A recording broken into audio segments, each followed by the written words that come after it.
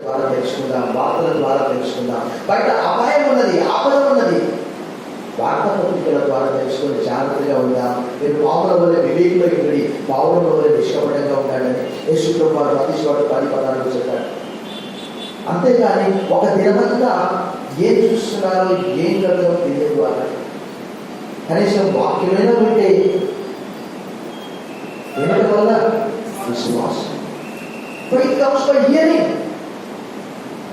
మనం చూస్తాము యోసేపుకు బైబిల్ లేదు, అయినప్పటికీ కూడా ఓరల్ టీచింగ్. అప్పుడు ఆయన అన్నారు 39:9 how can I commit this great sin against my God? ఇంత గొప్ప దుష్కార్యము, ఘోరమైన పాపము నా దేవునికి వ్యతిరేకంగా ఎలా చేయాలి అని అన్నాడు. అంటే దాని అర్థం ఏంటంటే ఓరల్గా విన్నాడంతే. అప్పటికి ధర్మశాస్త్రం లేదు ఆదికాండంలో. ధర్మశాస్త్రం ప్రతి ఎవరికి అంటే ద్వితీయోపదేశకాండం 17-18, దినవృత్తాంతములు 2వ గ్రంథం 23వ అధ్యాయంలో ఎవరైనా రాజుగా ప్రతిష్ఠింపబడినప్పుడు, పైన తలపైన కిరీటం పెట్టబడినప్పుడు వారి చేతిలో ధర్మశాస్త్ర గ్రంథ ప్రతి వారికి ఇవ్వాలి. కుడి ఎడమలకు తొలగకుండా అందరి చేతిలో ఉండేది కాదది. కేవలం లేవీయులు, యాజకులు, రాజులు మాత్రమే చదవాలి. అలాంటి గ్రంథాన్ని ఈరోజు దేవుడు ఎవరి చేతిలో ఉంచాడు? ఎవరి చేతిలో ఉంది? ఒకసారి పైకి ఎత్తండి. పైకి ప్రపంచంలో ఎన్నో గ్రంథాలు ఉన్నాయి, కానీ అన్ని గ్రంథాల కంటే ఈ గ్రంథం ఎంత శ్రేష్టమైనటువంటి చపలు. ఎందుకంటే నీ వాక్యము నన్ను బ్రతికించి ఉన్నది, నా పాదల్లో ఇదే నాకు నెమ్మది కలిగించు. నీవు నన్ను బ్రతికింపు, నేను నిన్ను స్తుతిస్తాను అని చెప్పడంలో ఒక గొప్ప అర్థం ఉన్నది. ఎందుకు అంటే నా సృష్టికర్తవు నీవే. అదే 119వ కీర్తనలో అక్కడ 73వ చరణంలో చెప్తున్నాడు, నీ చేతులు నన్ను నిర్మించి ఉన్నవి. చూడండి 119వ కీర్తన 73వ చరణం, నీ చేతులు నన్ను నాకు రూపు ఏర్పరిచింది అని భక్తుగా రాస్తూ ఉన్నాడు. నిజంగా నీవే నా సృష్టికర్తవు, నా రక్షకుడు, నా దేవుడు, నా కాపరి. కాబట్టి నీవే నన్ను బ్రతికించి, నన్ను సృష్టించింది నీవే. నా తల్లి గర్భంలో నన్ను నిర్మాణం చేసిన వాడు నీవే, నన్ను బయటికి తీసుకొని వచ్చిన వాడు నీవే. 22వ కీర్తన 9-10, 139వ కీర్తన 11-15. నీ చేతులు నన్ను నిర్మించి నాకు రూపు ఏర్పరచడం, నేను నీ ఆజ్ఞలు నేర్చుకున్నట్టు నాకు. దావీదు అంత గొప్పవాడు కావడానికి కారణం చూడండి, ఒక గొర్రెల కాపరి ఇంత వేదాంతపరంగా తత్వజ్ఞాని వలె 119వ కీర్తన మాత్రమే కాదు,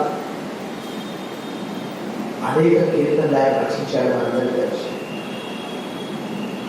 నేను ఈ ధర్మశాస్త్రాన్ని దినమెల్లా ధ్యానం చేస్తున్నాను కాబట్టి నా బోధకులందరికంటే నాకు విశేష జ్ఞానం కలదు. నిజంగా చెప్పాలంటే బైబిల్ చదవక ముందు నాకు అంత జ్ఞానం లేదు. When I started to read the word of God, దేవుడి వాక్యం ఎప్పుడైతే చదవడం ప్రారంభించానో దేవుడు ఈ ధర్మశాస్త్రంలోని ఆశ్చర్యకరమైన సంగతులను నేను గ్రహించినట్టు నా కళ్ళు తెరువని కూడా 19వ అంటాడు. నీ ధర్మశాస్త్రాన్ని నేను దినమెల్లా ధ్యానం చేస్తున్నాను కాబట్టి నా బోధకులందరికంటే నాకు విశేష జ్ఞానం కలదు.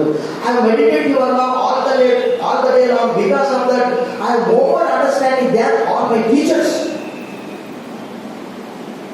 మనం పనిచేసే ఒక యజమాని కంటే మనకు ఎక్కువ జ్ఞానం కావాలి అంటే, మనం బోధించే ఉపాధ్యాయుడు, బోధకుడు ఎవరైనా వారికంటే ఎక్కువ జ్ఞానం మనకు కావాలి అంటే మనం ఏం చేయాలి?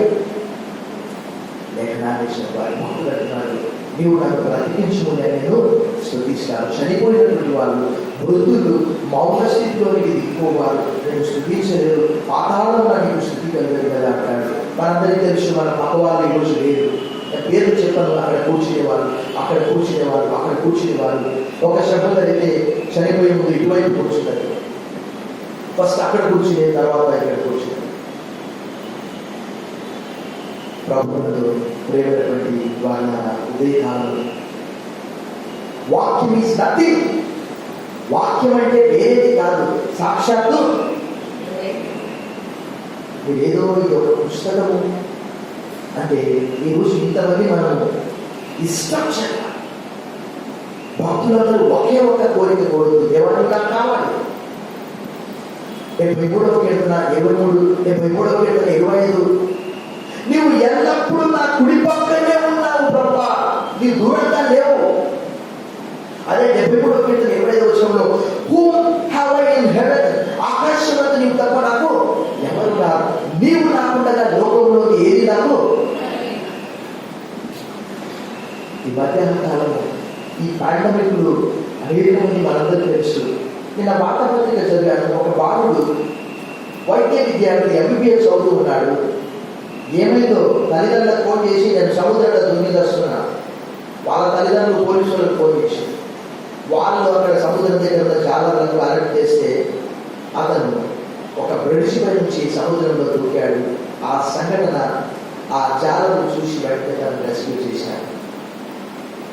ఈరోజు అనేక మంది ఎంతో చదువుకోవచ్చు, కోటీశ్వరులు కావచ్చు, బిలియనర్స్ కావచ్చు, మిలియనర్స్ కావచ్చు, కానీ ఇక్కడైతే దేవుని వాక్యం ఉన్నటువంటి వారు 118వ కీర్తనలో కీర్తనకారుడు అంటాడు, నేను చావను సజీవుడనై. 118 చూడండి, 17వ వచనం చదవండి. నేను చావను సజీవుడనై యెహోవా క్రియను వివరించదను, యెహోవా నన్ను కఠినంగా శిక్షించను కానీ ఆయన నన్ను మరణములకు. పురుషాలు ఇలాంటివన్నీ కూడా శోధనలు, ఇరుకులు, బాధలు, ఇబ్బందులు, ఇరుకు మొత్తం చుట్టూ. ఉద్యోగమే పోవచ్చు, వ్యాపారంలో నష్టం కావచ్చు, మన బంధుమిత్రులు కోల్పోవచ్చు, మన ప్రియులను కోల్పోవచ్చు, కానీ మనం నిరాశలో వెళ్ళకూడదు. ఎందుకంటే పాత కొత్త నిబంధనలు భక్తులకు ఉన్నటువంటి ఒక గొప్ప నిరీక్షణ ఏంటి అంటే ఈ లోకానికి ఆధీనమైనటువంటి మరొక మంచి ప్రపంచం ఉంటున్నది, దాని వరకు మనం కష్టపడాలి. ఒక వ్యక్తి అట మంచి గజయితగాడట. మనందరికీ తెలుసు గజయితగాడంటే సముద్రం అవని కదా ఈదగలడు. అయితే ఆ గజయితగాడి యొక్క అపజయానికి కారణం ఏంటి అంటే ఒక పోటీలో పాల్గొంటున్నాడు, సముద్రంలో ఈదుతూ ఉన్నాడు. సముద్రము ఒడ్డు ఇంకా కనిపించడం లేదు, ఆవలికి వెళ్ళాలి, ఇంకా కనిపించడం లేదు, మొత్తం మంచు మంచు మంచు మంచు.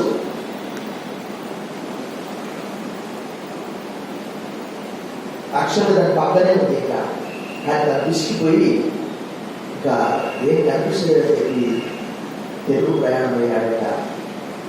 మనం కూడా ఏప్రిల్ మే మాసంలో చాలా జాగ్రత్తగా భద్రంగా ఉన్నాము. ఇది కొంతకాలం వస్తుంది, 100 సంవత్సరాలకు ఒకసారి వచ్చే ఒక విపత్తి. మన ప్రియులు ఫస్ట్ వేవ్ కంటే సెకండ్ వేవ్లో చాలా మంది మనం కోల్పోయాము. ఇంకా కొంతమంది 3వ సర్వీస్కు వస్తూ సభ్యత్వం లేనటువంటి వారు కూడా నిద్రించి ఉండొచ్చు. మనకు తెలియదు, యాక్చువల్గా అనారోగ్యమైన రోజు తెలియదు. కానీ మనమైతే చాలా జాగ్రత్తగా దేవుని వాక్యాన్ని ధ్యానిస్తూ ఉండడం వల్ల కీర్తనాకారుడు 119వ కీర్తనలోని ఒక మంచి లేఖన భాగాన్ని నేను చూశాను. 119వ కీర్తన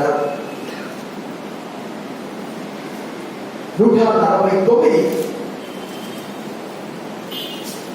119వ కీర్తన 149, నీ కృపను బట్టి నా మొర్ర ఆలకింపుము యెహోవా, నీ వాక్య విధులను బట్టి నన్ను. వాక్యమన్నా దేవుడి వాక్య విధులు, ఆజ్ఞలు, శాస్త్రములు, ధర్మశాస్త్రము,